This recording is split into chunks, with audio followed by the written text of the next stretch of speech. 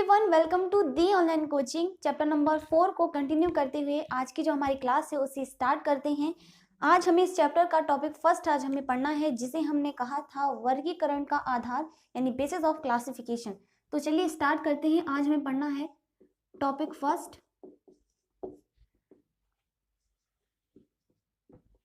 वर्गीकरण का आधार।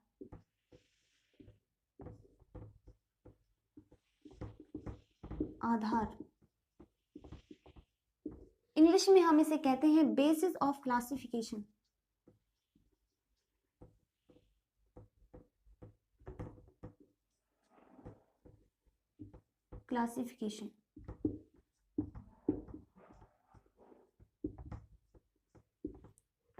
वर्गीकरण का आधार यानी बेसिस ऑफ क्लासिफिकेशन मतलब क्या होता है इसका मतलब होता है कि जंतुओं को उनके कुछ लक्षणों के आधार पर अलग अलग समूह या अलग अलग वर्गों में बांटना ही क्या कहलाता है, वर्गीकरण का आधार। यानी हम क्या करते हैं, जंतुओं की किसी लक्षण को या विशेषता को आधार मानकर हम जंतुओं का क्या करते हैं, क्लासिफिकेशन या उन्हें क्लासिफाई करते हैं। ठीक है, इससे पहले chapter number first the living world से हमें एक डाटा मिला है। हम लोगों ने उसमें देखा था कि इस पूरे वर्ल्ड में, इस पूरी दुनिया में 1.7 to 1.8 मिलियन जो स्पीशीज हैं, जो प्रजातियां हैं, वो आइडेंटिफाई हो चुकी हैं, उन्हें पहचाना जा चुका है। ठीक है, जिनमें से 1.2 मिलियन जो स्पीशीज हैं वो हमारी एनिमल्स की हैं यानी जंतुओं की हैं, और 0.5 मिलियन जो स्पीशीज हैं वो हमारी किसकी है, प्लांट्स की यानी पेड़ पौधों की है। ठीक है, क्लियरली शो हो रहा है यहाँ पे कि संख्या किसकी ज्यादा है, हमारी एनिमल्स की ज्यादा है। तो इतने ज्यादा एनिमल्स को हम एक कैटेगरी में रखकर नहीं बढ़ सकते।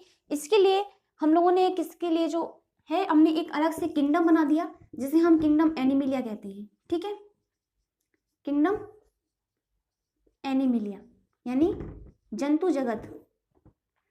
तो वैज्ञानिकों ने कहा कि हमने वर्ग बना दिए, समूह बना दिए, श्रेणियां बना दी, लेकिन हम जंतुओं का जो वर्गीकरण है वो किस आधार पे करेंगे। तो कहा गया कि सिंपल सी बात है, हम किसी भी जंतु को उसकी बाहरी संरचना को देखकर हम उसे क्लासिफाई कर देंगे। तो हमने इससे पहले जो वीडियो आई थी, इंट्रोडक्शन वीडियो थी, जिसमें मैंने एक एग्जांपल के थ्रू आप लोगों को क्लासिफिकेशन समझाया था, उसी को मैं यहाँ पे कंसिडर कर रही हूँ। ठीक है, तो एक सर्कल था जिसमें बहुत सारे जीव जंतु थे। ठीक है, सभी जंतु थे, और हमने जब उसे व्यवस्थित किया तो हमने एक श्रेणी बना दी, या फिर हमने जब उन्हें व्यवस्थित किया तो हमने उन्हें 6 कमरों में रख दिया।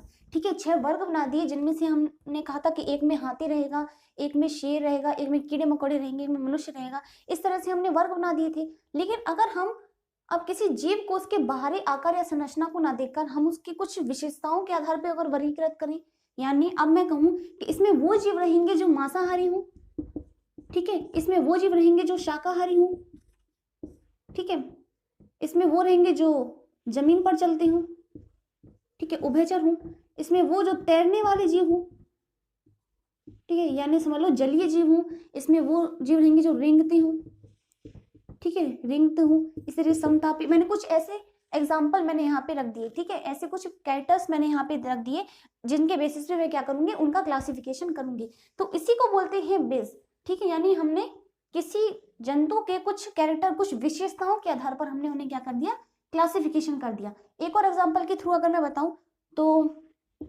मेढक और मनुष्य में क्या अंतर है, मेढक और मनुष्य में साफ साफ बता सकते हो कि वो मेढक है, हम मनुष्य हैं, हम, है ना, वो एक एनिमल है और हम क्या है, ह्यूमंस हैं।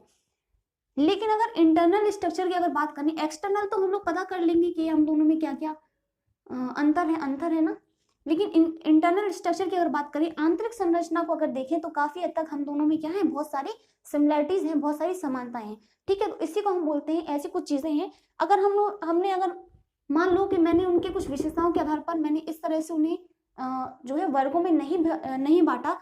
अब मैं कहूँ कि अगर मैं ऐसे करती कि एक में हाथी रहेगा, एक में चीता रहेगा, एक में ऐसे कुछ जीव रहेंगे, तो हाथी भी कई प्रकार का होता है ना, छोटा हाथी, बड़ा हाथी, हमारा मेल हो गया, उनमें फीमेल हो गया। तो इस बेसिस पे हम क्या कर सकते हैं, उन्हें वर्गीकृत यानी क्लासिफाई कर सकते हैं। ठीक है, तो इसी तरीके से आपके एनसीईआरटी में कुछ एग्जाम्पल दिए हुए हैं, यानी कैरेक्टर्स दिए हैं, उनके बेसिस पर ही हम जंतु जगत में जितने भी जीव हैं, जितने भी संघ हैं, उन सभी को हम क्लासिफाई करते हैं। ठीक है, तो वो जो आपके एग्जाम्पल हैं या फिर वो आपके जो आधार हैं वो कौन कौन से हैं? तो पहला आपका आ जाता है, ठीक है, पहला आपका आ जाता है शारीरिक, पहला आपका आता है शारीरिक संगठन या फिर संगठन के स्तर।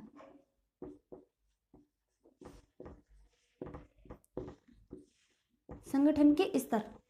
दूसरी जो चीज है वो है हमारी सम्मिति। ठीक है, क्या है? सम्मिति। इसी तरीके से है हमारा प्रगोहा। फिर आ जाता है हमारा भ्रूणीय परतें। ठीक है, भ्रूणीय परतें या फिर भ्रूणीय कोर हम बोल सकते हैं, अभी हम लोग जब देखेंगे तो पता चल जाएगा। फिर है खंडी भवन, खंडी भवन। ठीक है, और एक और है हमारा पृष्ठ रज्जु, पृष्ठ रज्जु। ठीक है, पृष्ठ रज्जु। तो ये आपके क्या है, कुछ विशेषता या फिर कैरेक्टर्स हैं जिनके बेसिस पर हम क्या करते हैं, जंतुओं का वर्गीकरण करते हैं। एक एक करके इंडिविजुअली इनके बारे में आप स्टडी करते हैं, एक एक करके देखेंगे कि किसका मतलब क्या होता है। ठीक है,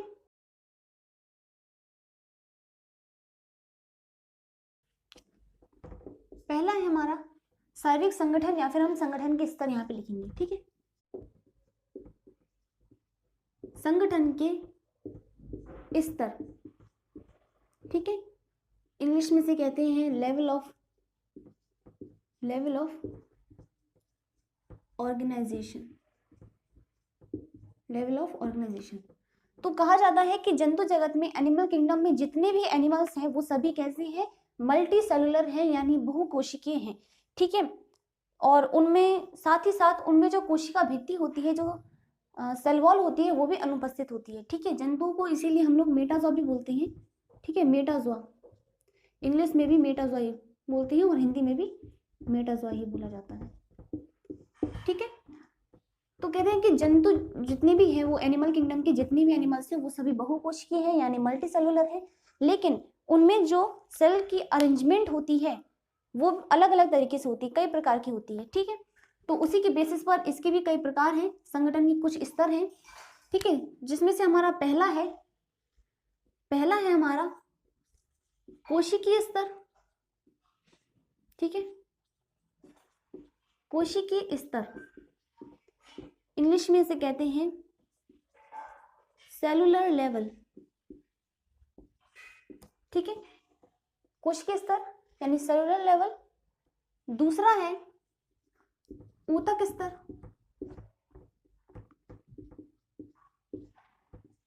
टिश्यू लेवल।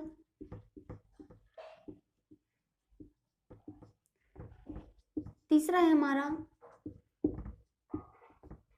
अंग स्तर यानी ऑर्गन लेवल। ठीक है, और चौथा है अंगतंत्र स्तर। ठीक है, अंगतंत्र स्तर यानी ऑर्गन सिस्टम लेवल। ठीक है, तो 4 प्रकार के स्तर पाए जाते हैं आपके। इन्हीं के बेसिस पर जो संघ है उन्हें अलग अलग समूह में भी बांटा गया है। तो पहले बात आती है कोशिकीय स्तर का संगठन यानी सेलुलर लेवल। इसमें क्या होता है, जो जंतु होते हैं उनमें कोशिकाएं बिखरे हुए समूह में पाई जाती हैं, और इनमें एनसीईआरटी में आपकी एक लाइन लिखी हुई है कि इनमें श्रम का विभाजन होता है, यानी हर एक कोशिका अपना अलग अलग काम करेगी, यानी वो एकत्रित होकर नहीं, लेकिन एकत्रीकरण उनमें होता है, यानी सेल एग्रीगेट से जो बॉडी है जंतु की, एनिमल की, वो बनी होती है। ठीक है, तो इनमें श्रम का विभाजन होता है, मतलब एक पर्टिकुलर सेल एक पर्टिकुलर वर्ग को ही अंजाम देगा, एक कोशिका एक ही काम करेगी। ठीक है, तो यहाँ पे बहुत सारे सेल्स हैं। ठीक है, तो ये कोई और काम करेगा, ये अलग काम करेगा, ये जो सेल होती है वो कुछ और काम करेगा। तो इस तरह की यहाँ पे जो है स्तर पाया जाता है। ठीक है, कोशिकीय स्तर पाया जाता है, और इसी से हमारी जो बॉडी है, जो एनिमल की बॉडी है, वो बनी होती है। तो सामान्यतः इसका एग्जाम्पल है ये किस संघ में पाया जाता है? पोरिफेरा, जो कि हमारा सबसे पहला संघ है, ठीक है, पोरिफेरा। इस संघ के जंतुओं में किस प्रकार का संगठन पाया जाता है? सेलुलर लेवल यानी कोशिकीय स्तर का संगठन पाया जाता है, ठीक है। इसके बाद आती है ऊतक स्तर का संगठन यानी टिश्यू लेवल ऑफ ऑर्गेनाइजेशन। तो टिश्यू लेवल में क्या होता है, अब आपके जो सेल होते हैं वो क्या बना लेते हैं? ऊतक बना लेते हैं। हम लोगों ने पढ़ा था कि कोशिकाओं के समूह को ही हम ऊतक बोलते हैं, ग्रुप ऑफ सेल्स को ही हम क्या बोलते हैं? टिश्यू बोलते हैं। तो इसमें जो सेल होते हैं वो संगठित होकर टिश्यू बनाते हैं, और वो टिश्यू होते हैं जो अलग अलग काम करते हैं। यानी इसमें आपका जो है सेम आपकी स्ट्रक्चर होगी, सेम आपका जो है ऑरिजिन होगा, और सेम उनका फंक्शन होगा। यानी समान संरचना के होंगे, एक जैसे दिखेंगे, एक जैसे आकार में होंगे, ठीक है। सेम ऑरिजिन यानी एक जैसी कोशिकाओं से मिलकर बने होंगे, और सेम फंक्शन भी होगा उनका, यानी एक जैसा काम करेंगे, ठीक है। तो इसे हम बोलते हैं ऊतक स्तर का संगठन, जो कि आपका किस संघ में पाया जाता है? जो कि आपका पाया जाता है सिलेंट्रेटा में, ठीक है।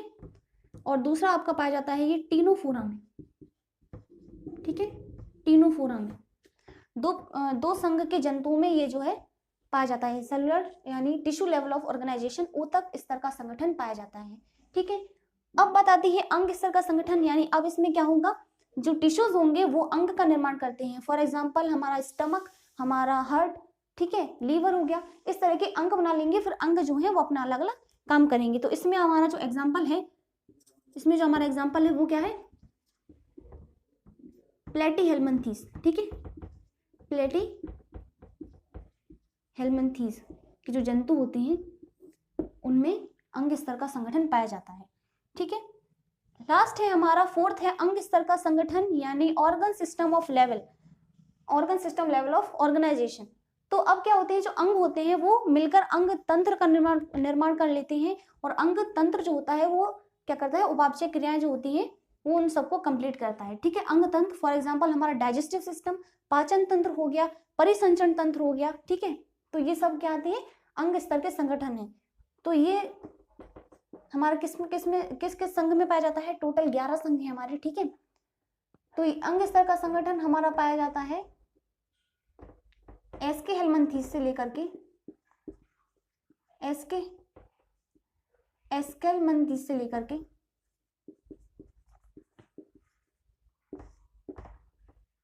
हमारे कॉर्डेटा तक के, कॉर्डेटा संघ,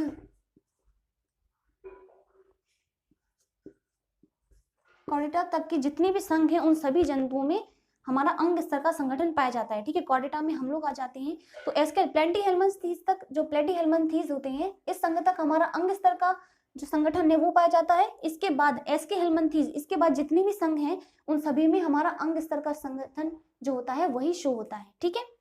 तो ये हमारा हो गया संगठन के स्तर यानी लेवल ऑफ ऑर्गेनाइजेशन, शारीरिक जो संगठन होता है वो किस प्रकार का हो सकता है, ठीक है। तो जो सेल्स की जो अरेंजमेंट होती है वो इस अलग अलग तरीके से हो सकती है, ठीक है। अब हम देखेंगे तो हम अंग स्तर के संगठन, जब हमने अंग तंत्र का जो स्तर है इसके बेसिस पर भी हम कई प्रकार से इन्हें डिवाइड कर सकते हैं, इन्हें भी हम आधार मान सकते हैं, जैसे हमारा पाचन तंत्र, परिसंचरण तंत्र और जनन तंत्र, इनके आधार पे भी हम इन्हें भी बेस मान सकते हैं, ठीक है। तो इनके भी आधार पर अगर हम देखें,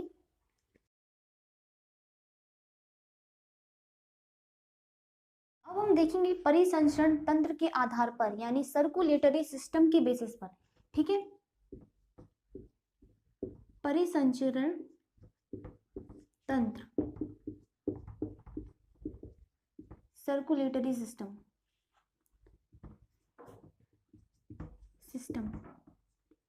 ठीक है। इसके बेसिस पर अगर हम जंतुओं को डिवाइड करें तो ये भी कई प्रकार का होता है। सर्कुलेशन मतलब क्या होता है, परिसंचरण मतलब आखिरकार क्या होता है कि हृदय से रक्त का जो बहाव है वो शरीर के विभिन्न विभिन्न भागों में पहुंचाना, ठीक है। रक्त को शरीर के विभिन्न विभिन्न भागों में पहुंचाना क्या कहलाता है, परिसंचरण तंत्र कहलाता है। का दो प्रकार का होता है, पहला खुला परिसंचरण तंत्र, या फिर मैं यहाँ पे सिर्फ ओपन टाइप लिख दे रही हूँ, ठीक है, ओपन सर्कुलेटरी सिस्टम, ठीक है, खुला परिसंचरण तंत्र।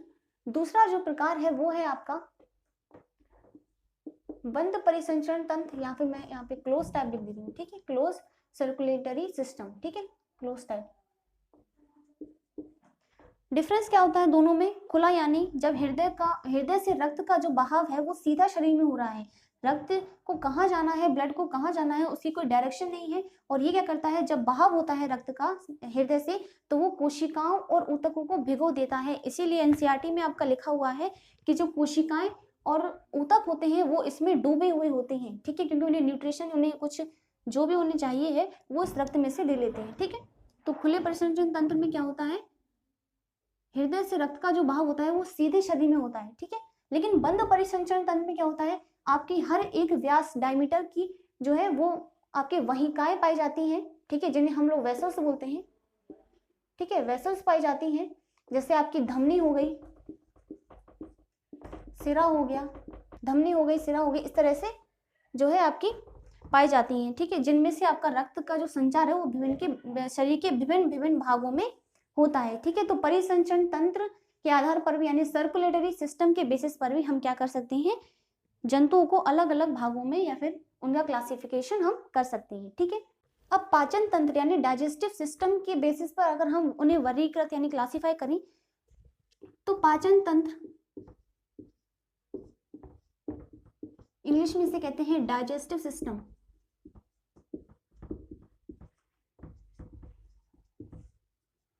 इसके आधार पे अगर हम वर्गीकृत करें तो जो पाचन तंत्र होता है वो भी अलग अलग तरीके से पाया जाता है, जिसमें से पहला है हमारा अंतःकोशिकीय, अंतःकोशिकीय, ठीक है, इंग्लिश में इसे कहते हैं इंटरसेलुलर, इंट्रासेलुलर, ठीक है। दूसरा है हमारा बाह्यकोशिकीय,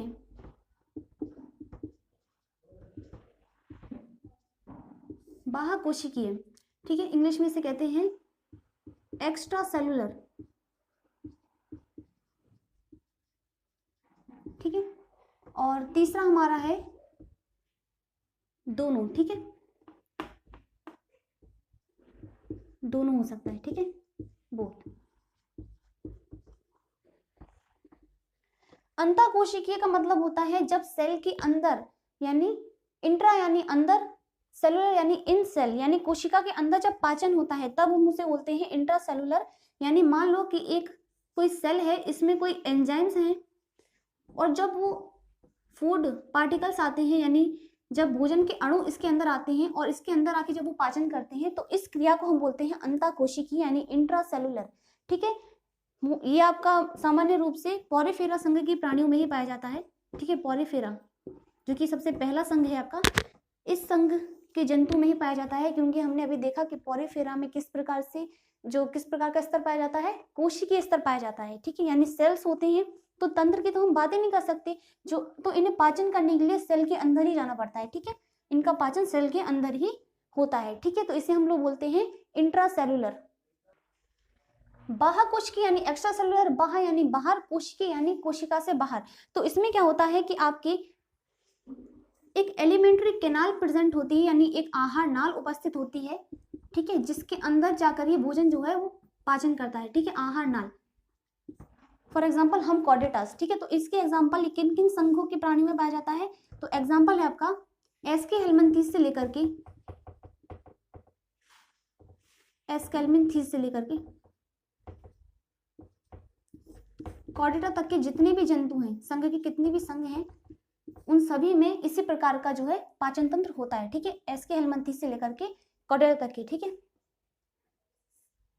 दोनों में, बोथ में अगर हम बात करें तो इसमें आपके 3 एग्जाम्पल आते हैं। फॉर ट्रिक आप याद कर सकते हो, जो कि है B3, ठीक है, यानी बी फॉर बोथ, और 3 इसके एग्जाम्पल हैं। पॉरीफेरा के बाद सिलेंट्रेटा, टेनोफोरा और प्लेटीहेल्मिंथीज।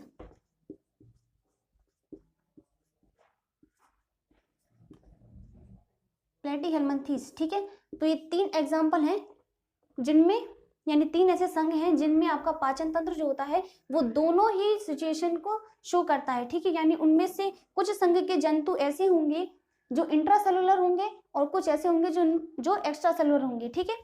इसके अलावा जो पाचन तंत्र है वो और भी प्रकार का पाया जाता है। इसके अलावा जो पाचन तंत्र है वो 2 प्रकार का पाया जाता है। पहला है अपूर्ण, इंग्लिश में इसे कहते हैं इनकम्प्लीट, ठीक है, और दूसरा है पूर्ण, ठीक है, यानी कंप्लीट। अपूर्ण यानी इनकम्प्लीट, पूर्ण यानी कंप्लीट। मतलब क्या होता है इसका? अपूर्ण पाचन तंत्र उसे कहते हैं जिसमें आपके ऐसे जंतु जिनमें केवल सिंगल ओपनिंग होती है, केवल एक ही छिद्र पाया जाता है, जो कि आपका मुख और गुदा दोनों का कार्य करता है, मुख और गुदा, ठीक, यानी हम खाना भी यहीं से खाएंगे और जो पाचित भोजन है, जो डाइजेस्टिव फूड है, वो यहीं से बाहर निकलेगा, ठीक है। एक ही सिंगल ओपनिंग होती है यहाँ पे, जो कि आपके माउथ और एनस दोनों का काम करता है, ठीक है। तो इसे हम लोग क्या बोलते हैं? अपूर्ण पाचन तंत्र, ठीक है, अपूर्ण पाचन तंत्र, जो कि आपका एक में ही होता है, प्लेटीहेल्मिन्थेस में,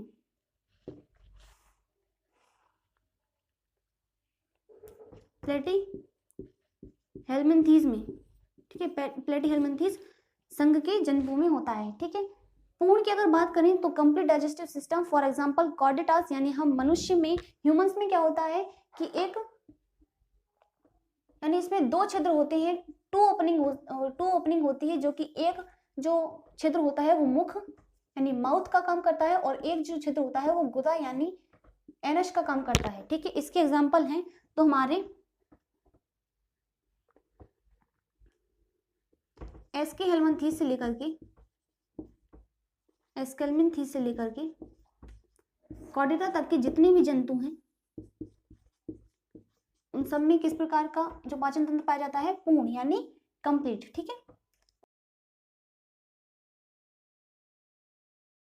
तो अब हम बात करेंगे जनन तंत्र के आधार पर। जनन तंत्र,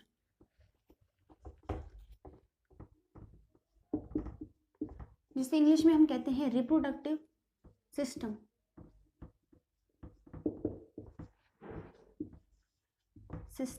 ठीक है, रिप्रोडक्टिव सिस्टम।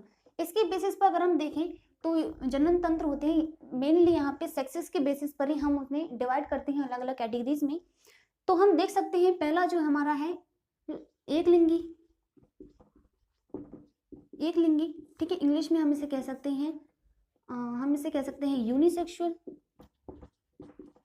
यूनिसेक्सुअल, हम इसे कह सकते हैं सेपरेट, या हम इसे कह सकते हैं मोनोशियस, ठीक है। दूसरा हमारा हो सकता है टाइप, वो हमारा होता है उभयलिंगी, ठीक है, उभयलिंगी, या फिर हम इसे कह सकते हैं द्विलिंगी, ठीक है, उभयलिंगी या द्विलिंगी।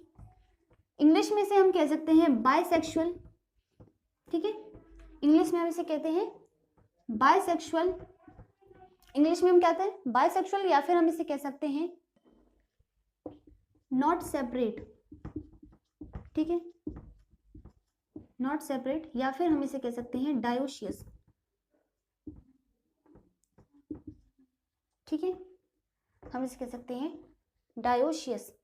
और थर्ड हमारी जो टाइप है वो है दोनों, ठीक है, वो। तो एक लिंगी यानी ऐसे जंतु जिनमें केवल एक जनन तंत्र प्रेजेंट हो, यानी वो या तो मेल होंगे या फिर फीमेल होंगी, ठीक है। तो ऐसे फाइलम्स जिनमें या तो जंतु हैं वो या तो मेल होंगे या फिर वो फीमेल होंगी, ठीक है, उन्हें हम एक लिंगी कहते हैं, जो कि आपके पाए जाते हैं।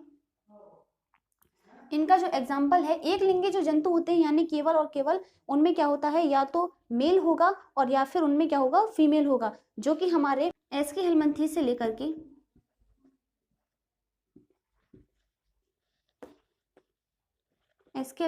लेकर के कॉर्डेटा तक के जितने भी जंतु हैं वो सब किस प्रकार के होते हैं? एक लिंगी, ठीक है, कॉर्डेटा। उभयलिंगी यानी एक ही जंतु में दोनों जनन तंत्र उपस्थित हो, यानी वो मेल भी हो और फीमेल, दोनों रिप्रोडक्टिव ऑर्गन्स, दोनों रिप्रोडक्टिव सिस्टम जो होते हैं वो एक ही जंतु में प्रेजेंट हो, तो उन्हें हम उभयलिंगी या द्विलिंगी कहते हैं। फर्स्ट का मतलब है यानी पॉलीफेरा, सेकंड का मतलब है सिलेंट्रेटा, 3 का मतलब है टीनोफोरा और 4 का मतलब है प्लेटीहेल्मिंथीज, ठीक है। या फिर आप इसे सीपी करके भी आप इस ट्रिक को याद कर सकते हो, सी फॉर टीनोफोरा, ठीक है, क्योंकि इंग्लिश में हम टीनोफोरा की स्पेलिंग जो होती है वो इस प्रकार की होती है, टीनोफोरा, सी जो होता है वो साइलेंट होता है, ठीक है। तो मैंने यहाँ पे सी इसी प्रकार से कंसिडर किया है, सी फॉर हमारा टीनोफोरा हो गया, ठीक है, टीनोफोरा। पी से हमारा हो गया पॉलीफेरा, और सी से हमारा हो गया सिलेंट्रेटा, और इस वाले पी से हमारा हो गया प्लेटीहेल्मिंथीज, ठीक है, प्लेटीहेल्मिंथीज।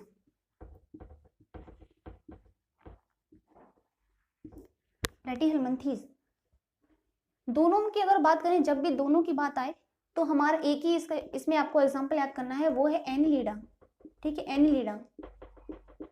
तो एनिलिडा के जो संघ के जंतु होते हैं उनमें से कुछ जंतु हमारे एक लिंगी होते हैं और कुछ उभयलिंगी होते हैं। तो इसमें से जो मैंने एग्जांपल बताया एस्के हेल्मिंथीज से कॉर्डेटा तक, तो यहाँ पे हम ऐसे नहीं लिखेंगे, एनिलिडा वहां पे आ गया ना, तो हम यहाँ पे होगा एस्के हेल्मिंथीज, ठीक है, एस्के हेल्मिंथीज, तो प्लेटीहेल्मिंथीज से लेकर के समझ लो कॉर्डेटा तक ही, ठीक है, कॉर्डेटा तक ही। तो इसके बेसिस पर भी हम क्या कर सकते हैं, जंतुओं को अलग अलग समूह में बांट सकते हैं। तो जो जनन तंत्र होता है वो और भी प्रकार से हम कर सकते हैं। पहला है हमारा बाह्य निषेचन, इसे ऐसे समझ लो, ठीक है, और दूसरा है अंतः निषेचन, दूसरा है अंतः निषेचन,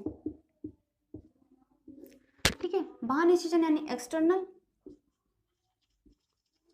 फर्टिलाइजेशन, और अंतः निषेचन का मतलब होता है इंटरनल फर्टिलाइजेशन, इंटरनल फर्टिलाइजेशन, ठीक है, फर्टिलाइजेशन। बाहर निषेचन यानी जंतुओं के जब बाहर निषेचन हो, ठीक है, और अंतः निषेचन यानी जब बॉडी के अंदर, इंटरनल, ठीक है, इंटरनल फर्टिलाइजेशन है जब शरीर के अंदर जब जनन की क्रिया होती है तो उसे हम कहते हैं, निषेचन होता है, फर्टिलाइजेशन होता है, तब उसे हम कहते हैं इंटरनल फर्टिलाइजेशन, ठीक है। इसके अलावा हम डेवलपमेंट प्रोसेस के बेसिस पर भी हम इसे अलग अलग समूह में बांट सकते हैं। तो अगर हम डेवलपमेंट प्रोसेस के बेसिस पर देखें, डेवलपमेंट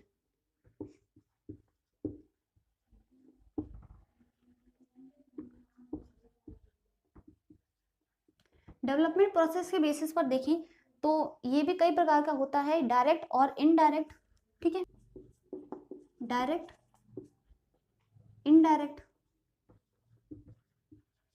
और बोथ, ठीक है, ये साथ में चलेगा। तो डायरेक्ट डेवलपमेंट प्रोसेस जो होता है, मतलब जब न्यू बॉर्न बेबी, जो कोई फीमेल जो होती है, जब वो एक नए बच्चे को जन्म देती है तो वो बच्चा क्या करता है, सीधा वो डेवलप करता जाएगा और एडल्ट में कन्वर्ट हो जाएगा, यानी वो फिर क्या बन जाएगा, यानी एक बेबी है तो वो क्या करेगा, डेवलप करेगा और एडल्ट में कन्वर्ट हो जाएगा, यानी वयस्क बन जाएगा। इनडायरेक्ट में ऐसा नहीं होता, इनडायरेक्ट में आपकी कुछ लार्वा स्टेजेस होती हैं, ठीक है, लार्वा स्टेजेस होती हैं, स्टेजेस पाई जाती हैं, ठीक है। लार्वा जानते हो, रेशम के कीट में आपने इसका एग्जांपल देखा होगा, जिसमें आपका लार्वा स्टेजेस पाई जाती हैं, फिर कोकोन बनता है, तो इस तरह की उसमें जो होती है स्टेजेस पाई जाती हैं। बोथ यानी ऐसे संघ, यानी जो दोनों के ही गुण दर्शाते हों, ठीक है। तो डायरेक्ट यानी जब आपका न्यूबॉर्न बेबी से सीधा डेवलप होके एडल्ट बन रहा है, वयस्क बन रहा है, ठीक है, वयस्क, तो उसे हम डायरेक्ट डेवलपमेंट कहेंगे। इनडायरेक्ट डेवलपमेंट जिसमें आपकी लार्वा स्टेजेस होती हैं, लार्वा फर्स्ट, इसमें सीधा नहीं बनता, लार्वा फर्स्ट होगी, फिर लार्वा सेकंड होगी, इस तरह की स्टेजेस पाई जाती हैं। और बोथ यानी जो कि दोनों ऐसे संघ के जंतु जो कि दोनों के ही गुण दर्शाते हो, ठीक है। एग्जाम्पल्स की अगर बात करें तो डायरेक्ट में हम कॉर्डेटास ही आते हैं, ठीक है, एग्जाम्पल्स में कॉर्डेटा संघ की जितने भी जंतु हैं वो सभी डायरेक्ट, यानी उनमें तो यानी लाइक ह्यूमंस हम आते हैं कॉर्डेटा में भी, तो हमें क्या होता है कि सीधा जो बेबी होता है वो उससे सीधा एडल्ट बनेगा, ठीक है। इनडायरेक्ट की मैं अभी बात नहीं कर रही हूँ, बोथ की बात करूँ तो इसमें आप ट्रिक याद कर सकते हो A3, ठीक है, A3 की हेल्प से, यानी इसमें 3 आपके एग्जाम्पल आते हैं। पहला एस्के हेल्मिंथीज,